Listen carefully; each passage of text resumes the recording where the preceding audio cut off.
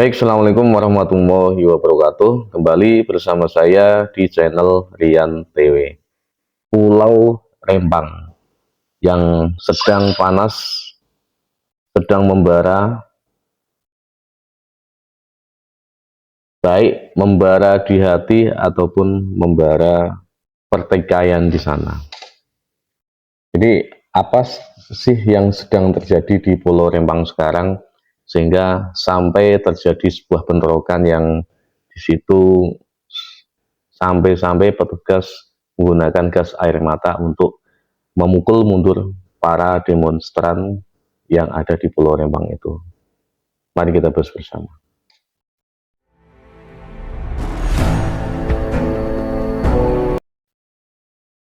Jadi kejadian yang ada di Pulau Rempang itu adalah imbas dari adanya rencana proyek strategis nasional dari pusat yang di situ akan menjadikan Pulau Rempang yang sekarang ditempati oleh para penduduk ya orang-orang Melayu disebut untuk dijadikan kawasan-kawasan industri, kemudian kawasan-kawasan wisata dan kawasan-kawasan perdagangan yang ada di situ. Tentunya dengan adanya proyek tersebut itu untuk mendukung daya saing di wilayah tersebut, khususnya daya saing dengan Malaysia, kemudian dengan Singapura tentunya. Karena kita ketahui bahwa Pulau Batam itu sekarang sudah dicanangkan sebagai pulau atau kawasan yang untuk menyaingi perekonomian Singapura. Lalu kenapa sampai terjadi bentrokan tersebut? Jadi dengan adanya rencana proyek strategis nasional yang di situ nanti melibatkan swasta oleh pemerintah, yang di situ dijadikan PSN ya, proyek strategis nasional, itu akan dibangun sebuah yang namanya kawasan industri, kemudian dibangun kawasan wisata dan juga kawasan perdagangan. Tentunya uh, perlu yang namanya lahan yang sudah ditempati orang-orang yang ada di situ sebelumnya. Namun di sini sebenarnya yang saya amati selama pemerintahan Joko Widodo atau Jokowi sendiri itu, selama pembebasan lahan ini sangat humanis sekali. Bahkan bisa dikatakan bahwa yang dulunya ada istilah ganti rugi itu sekarang menjadi sebuah ganti untung. Karena memang sangat besar kompensasi dari ganti atas nilai apa yang akan diambil alih oleh pemerintah. Katakanlah sekarang yang banyak terjadi di wilayah-wilayah di Jawa, kemudian di Sumatera dan seluruh wilayah Indonesia yang dilewati tol itu adalah terkait masalah pembebasan lahan, dan di situ orang-orang sangat setuju sekali dengan adanya pembebasan lahan tersebut karena satu, itu akan menjadi penopang kemajuan Indonesia ke depannya. Kedua, pemerintah tidak mengganti rugi tapi mengganti untung. Begitu juga sebenarnya yang saya amati ketika terjadi di Rempang yang akan dibangun proyek strategis nasional, proyek Rempang Eco City ini. Sebenarnya satu, kita akan perlu membahas dulu orang-orang yang ada di situ sebelumnya. Jadi Pulau Rempang ini menurut beberapa catatan itu sudah ada atau mulai ada ditempati itu mulai sekitar abad 16, yaitu sekitar tahun 1834-an. Dan di situ mulai berbondong-bondong orang ke situ sampai sekarang, dan banyak sekali yang menempati di situ. Tapi salahnya, bukan salah sih, sepertinya ini karena itu memang Pulau Rempang ini sudah ditempati sebelum Indonesia merdeka. Tapi sampai sekarang dalam catatan terbaru itu penduduk Pulau Rempang itu belum memiliki sertifikat tanah. Sedangkan proyek pengadaan sertifikat tanah atau memberikan surat SHM kepada masyarakat Indonesia ini sudah dicanangkan pemerintah Indonesia sejak awal pemerintahannya dulu, dan sampai sekarang masih itu adalah sebuah proses pencanangan untuk memberikan status tanah yang dimiliki. Sedangkan penduduk Rempang ini sekarang belum memiliki yang namanya surat kepemilikan tanah. Makanya ketika ini diurus pemerintah seperti ini, kemudian diberikan lahan yang sudah pas, maka seharusnya mereka ini berterima kasih kepada pemerintah karena sudah mengurus kepemilikan. Karena bagaimanapun ke depannya ini akan tetap menjadi masalah kalau surat-surat yang seharusnya ada untuk tanah tersebut itu tidak ada. Karena mereka tidak mempunyai bukti bahwa saya memiliki tanah ini, maka ini akan sampai kapanpun, bukan sekarang saja, sampai kapanpun akan menjadi sebuah permasalahan. Karena terkait masalah kepemilikan. Karena kenapa bisa seperti itu? Ya, dunia ini semakin berkembang, bukan menciut tapi akan semakin melebar. Masyarakat akan semakin banyak, manusia akan semakin banyak, maka butuh yang namanya tempat. Nah, ketika tempat itu belum ada yang namanya surat kepemilikan, maka sampai kapanpun itu akan menjadi sebuah masalah. Dan ini langkah pemerintah dengan seperti ini, ya, merelokasi itu satu menguntungkan pemerintahan Indonesia ke depannya, bahwa ini akan menjadi tempat sebagai daya saing untuk menyaingi Singapura dengan apa, Malaysia. Jadi Singapura dan Malaysia itu. Kedua, masyarakat akan mempunyai sebuah surat kepemilikan yang sah.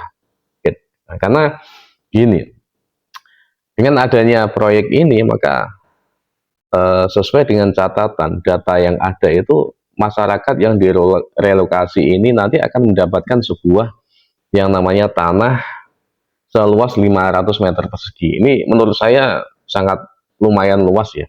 Dengan bangunan rumah 45 meter persegi dengan nilai 120 juta. Ada lagi ini, keuntungannya sebenarnya selain ini. Nah, selama pembangunan ya, rumah yang digunakan untuk relokasi ini itu setiap bulannya sebagai ganti, sebagai sewa, itu pemerintah memberikan setiap penduduk itu uang kompensasi 1 juta rupiah. Tidak hanya itu, pemerintah juga memberikan uang senilai 1,2 juta per kepala. Ingat, per kepala, per A, bukan per keluarga. Jadi kalau satu keluarganya itu 6 orang, maka tinggal dikalikan saja untuk biaya hidup selama 1 bulan. Ini menurut saya sangat mewah sekali kalau ini. Dan begitu juga lagi, walaupun pemerintah juga akan membangun di situ hal-hal yang berkaitan dengan ekonomi warga-warga yang direlokasi, jelas seperti itu. Mereka akan ditempatkan di wilayah yang di situ dekat dengan laut, dekat dengan pantai, sehingga warga yang sebelumnya itu melaut ataupun menjadi nelayan itu masih bisa. Kemudian juga akan membangun sebuah penunjang perekonomian di situ. Katakanlah pasar, kemudian yang lain-lain, itu pasti ke depannya. Jadi kenapa sampai terjadi sebuah bentrokan? Satu, saya pikir satu ya kan, karena kenapa sampai terjadi sebuah bentrokan dan sebagian warga itu menuntut yang atau tidak setuju dengan adanya tersebut. Walaupun sebelumnya, jadi Menko Polhukam ini mengatakan bahwa sebagian besar warga atau 80% warga ini sebenarnya sudah setuju. Ya, sudah setuju dengan adanya relokasi tersebut dan sudah menyetujuinya. Sehingga hanya sekitar 20% saja yang tidak setuju. Mungkin dengan berbagai alasan, mempunyai bisnis yang besar ada di situ, atau mungkin berbagai hal yang lainnya. Ada tuntutan lain terkait masalah rumah adat yang di situ tidak perlu digusur, ya, tidak perlu adanya penggusuran di rumah adat tersebut. Dan ini ya dengan adanya tuntutan tuntutan ini, kata Jokowi, ini perlu adanya sebuah komunikasi yang lebih baik lagi, karena memang dengan adanya seperti ini kan tolak ukur utama, permasalahan utama adalah belum adanya komunikasi yang baik, belum adanya pemerataan informasi kepada rakyat yang ada di situ, yang dimana di situ bagaimana nanti akan direlokasi kemudian mendapatkan benefit apa itu belum ada secara merata. Saya pikir seperti itu. Dan lagi, kenapa adanya bentrok seperti itu? Pasti ada seorang provokator yang di situ. Provokator itu macam-macam.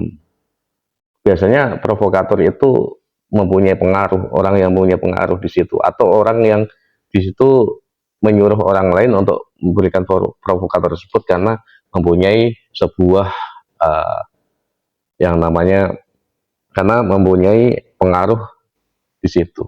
Karena mungkin orang yang kaya di situ menyuruh orang lain untuk memberikan provokasi-provokasi, kemudian menolak. Itu saya pikir banyak kejadian-kejadian tersebut, dan ini perlu adanya yang namanya duduk bersama, kedua masyarakat yang tidak ada di situ itu jangan mudah mengejat bahwa ini adalah sebuah penindasan, bahwa ini adalah sesuatu hal yang sangat tidak bagus, bahwa ini adalah tindakan kasar kepada rakyat sendiri. Itu sebenarnya tidak ada.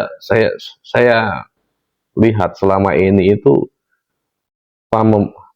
masyarakat yang lahannya diambil alih oleh pemerintah itu bukannya rugi, tapi malah untung yang selama ini terjadi. Makanya kejadian seperti ini sampai adanya demo kemudian bentrokan seperti kemarin itu dari masyarakat luar yang bukan masyarakat situ, itu ya komennya, statementnya macam-macam sesuai dengan apa yang mereka terima, sesuai dengan pengetahuan apa yang mereka terima, sesuai dengan apa yang hati yang mereka terima, kemudian memberikan pernyataan-pernyataan yang bervariasi. Makanya seperti itu. Dan tugas kita sebenarnya adalah satu, untuk menopang kemajuan Indonesia, ya kita harus yang namanya mendukung proyek-proyek seperti ini. Kedua, memang harus ada yang namanya duduk bersama untuk membahas seperti ini. Ketiga, kita tidak boleh menjudgment dengan serta-merta dengan pengetahuan kita yang minim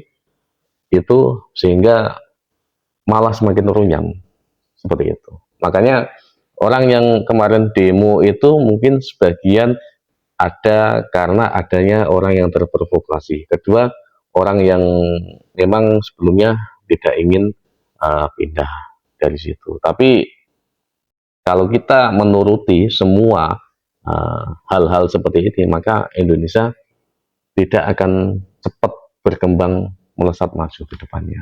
Dan ini ya seharusnya semuanya perlu adanya duduk dengan manis, dan itu perlu persetujuan. Karena memang sebagian sebelumnya sudah ada persetujuan seperti itu. Makanya dengan kompensasi yang besar tersebut, saya pikir ini sebuah hal yang sangat enak.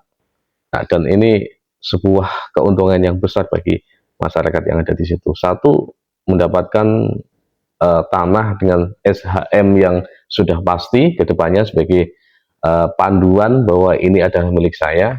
Kedua, mendapatkan manfaat yang lain yang seperti rumah, kemudian tempat-tempat yang itu layak, saya pikir daripada sebelumnya.